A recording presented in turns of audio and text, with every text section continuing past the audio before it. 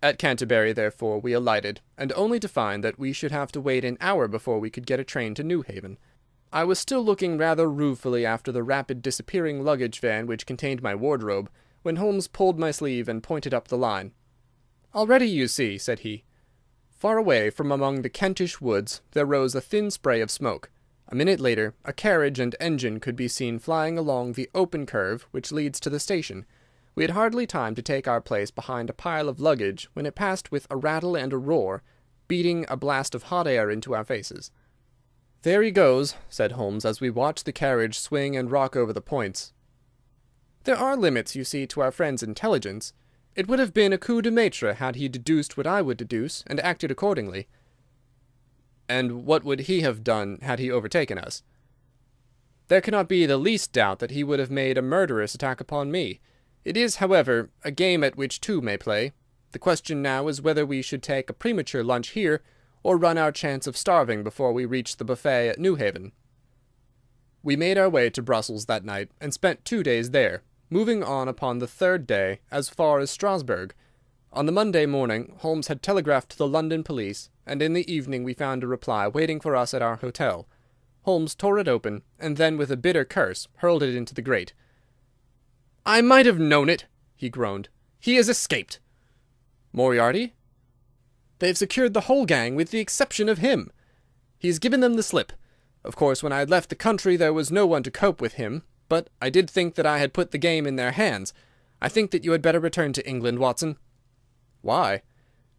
"Because you will find me a dangerous companion now. This man's occupation is gone. He is lost if he returns to London. If I read his character right, he will devote his whole energies to revenging himself upon me. He said as much in our short interview, and I fancy that he meant it. I should certainly recommend you to return to your practice." It was hardly an appeal to be successful with one who was an old campaigner as well as an old friend. We sat in the Strasbourg salle à manger arguing the question for half an hour, but the same night we had resumed our journey, and were well on our way to Geneva. For a charming week we wandered up the valley of the Rhone, and then branching off at Luc, we made our way over the Gemmi Pass, still deep in snow, and so by way of Interlaken to Meiringen.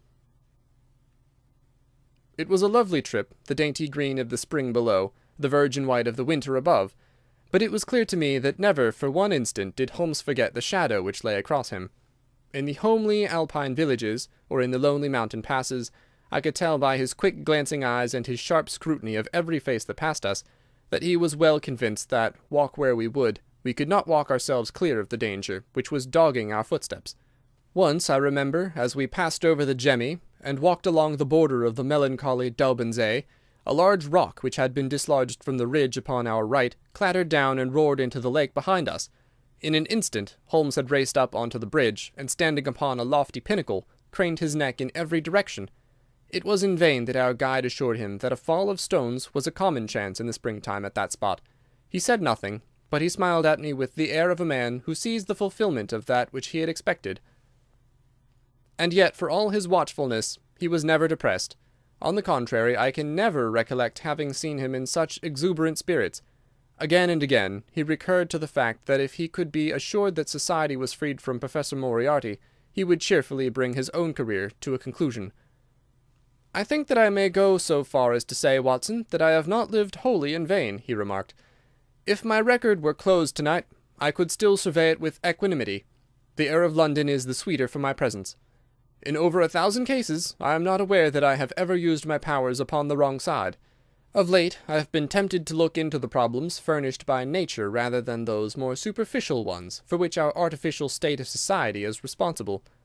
Your memoirs will draw to an end, Watson, upon the day that I crown my career by the capture or extinction of the most dangerous and capable criminal in Europe. I shall be brief, and yet exact, in the little which remains for me to tell. It is not a subject on which I would willingly dwell, and yet I am conscious that a duty devolves upon me to omit no detail. It was on the 3rd of May that we reached a little village of Meiringen, where we put up at the Englischer Hof, then kept by Peter Stuyler the elder. Our landlord was an intelligent man, and spoke excellent English, having served for 3 years as waiter at the Grosvenor Hotel in London. At his advice, on the afternoon of the 4th, we set off together, with the intention of crossing the hills and spending the night at the hamlet of Rosenlaui. We had strict injunctions, however, on no account to pass the falls of Reichenbach, which are about half-way up the hill, without making a small detour to see them. It is indeed a fearful place. The torrent, swallowed by the melting snow, plunges into a tremendous abyss, from which the spray rolls up like the smoke of a burning house. The shaft into which the river hurls itself is an immense chasm, lined by glistening coal-black rock, and narrowing into a creaming, boiling pit of incalculable depth, which brims over and shoots the stream onward over its jagged lip. The long sweep of green water roaring forever down, and the thick flickering curtain of spray hissing forever upward, turn a man giddy with their constant whirl and clamour. We stood near the edge, peering down at the gleam of the breaking water far below us, against the black rocks, and listening to the half-human shout which came booming up with the spray out of the abyss. The path has been cut half-way round the fall to afford a complete view, but it ends abruptly, and the traveller has to return as he came. We had turned to do so, when we saw a Swiss lad come running along it with a letter in his hand. It bore the mark of the hotel which we had just left, and was addressed to me by the landlord. It appeared that within a very few minutes of our leaving, an English lady had arrived who was in the last stage of consumption. She had wintered at Davos-Platz, and was journeying now to join her friend at Lucerne, when a sudden hemorrhage had overtaken her. It was thought that she could hardly live a few hours, but it would be a great consolation to her to see an English doctor, and if I would only return, etc. The good Styler assured me in a postscript that he would himself look upon my compliance as a very great favour, since the lady absolutely refused to see a Swiss physician, and he could not but feel that he was incurring a great responsibility. The appeal was one which could not be ignored. It was impossible to refuse the request of a fellow countrywoman, dying in a strange land. Yet I had my scruples about leaving Holmes. It was finally agreed, however, that he should retain the young Swiss messenger with him as guide and companion while I returned to Meiringen. My friend would stay some little time at the fall, he said, and would then walk slowly over the hill to Rosenlaui, where I had to rejoin him in the evening. As I turned away, I saw Holmes with his back against a rock and his arms folded, gazing down at the rush of the waters. It was the last that I was ever destined to see of him in this world. When I was near the bottom of the descent, I looked back. It was impossible from that position to see the fall, but I could see the curving path which winds over the shoulder of the hill and leads to it. Along this a man was, I remember, walking very rapidly. I could see his black figure clearly outlined against the green behind him. I noted him and the energy with which he walked, but he passed from my mind again as I hurried on upon my errand. It may have been a little over an hour before I reached Meiringen. Old Styler was standing at the porch of his hotel. "Well," said I as I came hurrying up, "I trust that she is no worse." A look of surprise passed over his face, and at the first quiver of his eyebrows my heart turned to lead in my breast. "You did not write this?" I said, pulling the letter from my pocket. "There is no sick Englishwoman in the hotel?" "Certainly not," he cried. "But it has the hotel mark upon it. It must have been written by that tall Englishman who came in after you'd gone. He said—" But I waited for none of the landlord's explanations. In a tingle of fear, I was already running down the village street, and making for the path which I had so lately descended. It had taken me an hour to come down. For all my efforts, 2 more had passed before I found myself at the fall of Reichenbach once more. There was Holmes' alpine stock still leaning against the rock by which I had left him, but there was no sign of him, and it was in vain that I shouted. My only answer was my own voice reverberating in a rolling echo from the cliffs around me. It was the sight of that alpine stock which turned me cold and sick. He had not gone to Rosenlaui then. He had remained on that 3-foot path, with sheer wall on one side and sheer drop on the other, until his enemy had overtaken him. The young Swiss had gone too. He had probably been in the pay of Moriarty, and had left the 2 men together. And then what had happened? Who was to tell us what had happened then? I stood for a minute or 2 to collect myself, for I was dazed with the horror of the thing. Then I began to think of Holmes' own methods, and to try to practice them in reading this tragedy. It was, alas, only too easy to do. During our conversation we had not gone to the end of the path, and the alpine stalk marked the place where we had stood. The blackish soil is kept forever soft by the incessant drift of spray, and a bird would leave its tread upon it. 2 lines of footmarks were clearly marked along the farther end of the path, both leading away from me.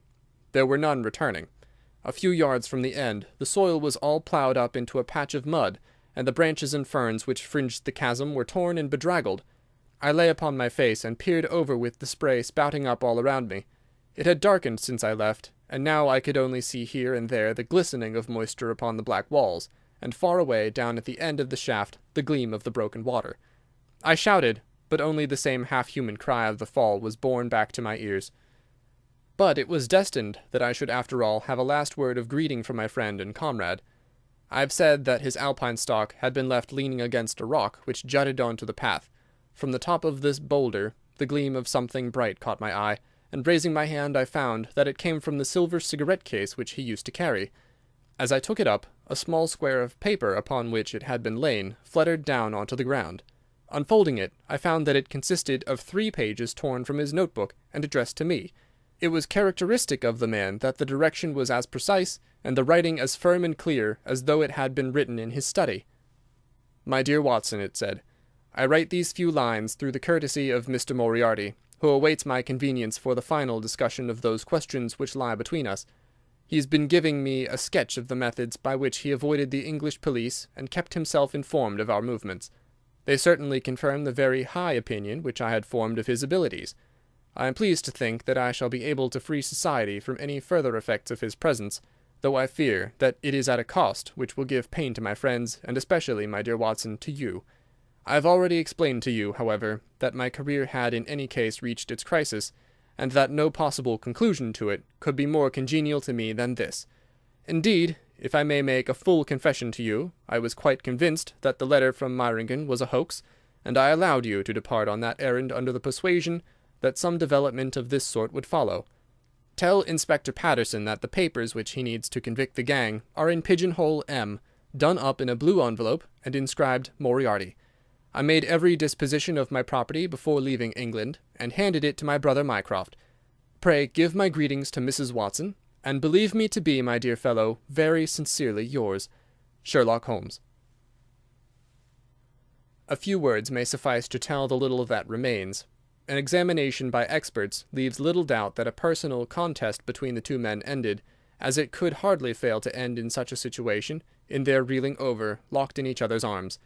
Any attempt at recovering the bodies was absolutely hopeless, and there, deep down in that dreadful cauldron of swirling water and seething foam, will lie for all time the most dangerous criminal and the foremost champion of the law of their generation.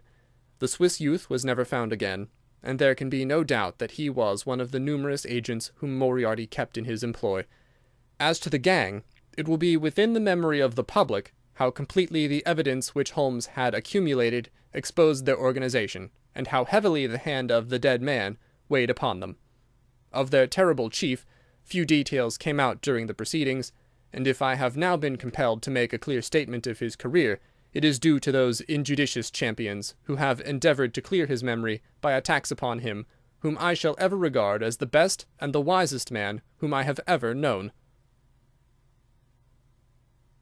End of Adventure 11, The Final Problem, and end of the Memoirs of Sherlock Holmes, by Sir Arthur Conan Doyle.